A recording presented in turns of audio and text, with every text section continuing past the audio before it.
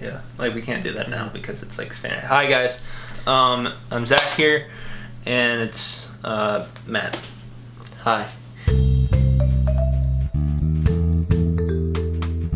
I think everyone knows what Beauty and the Beast is about. It's about Belle, who is locked up in the tower because she went to go save her father, and while up there she meets this beast, and who was a prince before, and she has to fall in love with this beast.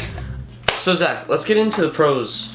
You know, I really like the Beast and how he was portrayed in the movie. I thought Dan Stevens did a great job at being the Beast in the movie. I agree. I think Dan Stevens was probably the best. Mm-hmm. The best of the. But that kind of feeds into what I didn't like about the movie, because like I felt like everyone kind of went a little less than what they should have. I think everyone didn't go the full mile with this movie. Mm-hmm. Whereas Dan Stevens, I think he went the full mile. Well, I felt Gaston and LeFou were good.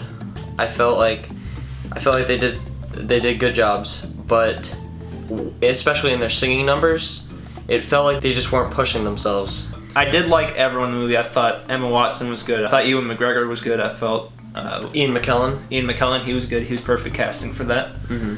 And surprisingly, I also felt that the CG wasn't as bad as it could have been. But I think the CG could have been better. I felt there was a couple points where it kind of took me out of the movie a little bit. I felt the CG when it's close up to the characters was good, and then farther away it feels a little bit goofier. That's true. What didn't we love as much? I think all the musical numbers I didn't love. Every musical number was serviceable, but had room for improvement. In the back of your mind when you're watching the movie, you're just playing the original soundtrack in your head. You just have those expectations of like beats in the songs that you're expecting. Well, that's another thing. They went like they did deviations from it. Like in Gaston's song, they just like went off and everything, but it wasn't good. And then another point that I didn't love, sadly, was Emma Watson. Emma Watson had such huge shoes to fill as Belle, and I felt like she didn't completely, like Gaston and LeFou, reach that point that she needed to. Yeah. I feel like I'm not doing a good job explaining my thoughts for the movie or anything. Mm-hmm. Like, I don't know. So how would you score this, I guess? For scoring on a 1 to 10 scale, I would give Beauty and the Beast a 7.5. I don't know how to rate this. I think coming out of the car I thought it was like a 7.6. But now after recollection, I think it's like a 7.0 or something. Okay. But 7.0 is good. I think the movie's okay, not good. Like maybe it's like a 6.8 maybe? A lot of this stuff in this movie is really just good. But it's not good, it's okay. But then when you think about the movie afterwards, you're like, well, maybe it's not that good.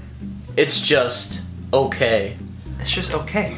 Well, I'm sorry guys that like I couldn't really put my thoughts together for this review, but it's our first time reviewing this kind of stuff. We haven't exercised this like muscle in a little while. Like we used to do it back in the day, but now we're doing it like again. It's hard to like review something again. So maybe in the future we'll have to revisit this movie and maybe come back with some updated thoughts.